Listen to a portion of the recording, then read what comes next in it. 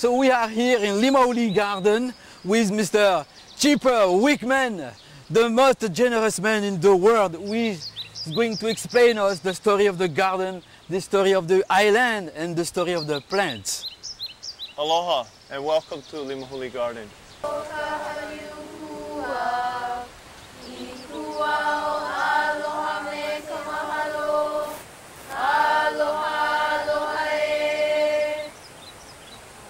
Mahalo.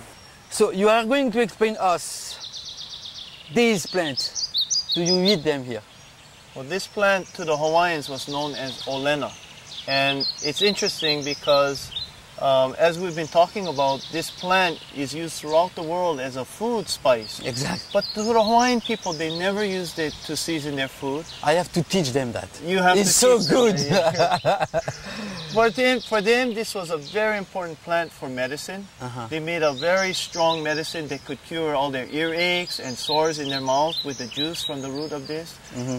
It was used as an important dye in dyeing or dyeing their clothing. Yeah, okay. And they produced a very bright yellow dye, similar to the curry. That's why we use that in the curry. Yes, yeah. So do they use the leaves and the root, or exclusively the root? Specifically the roots of this plant, yeah.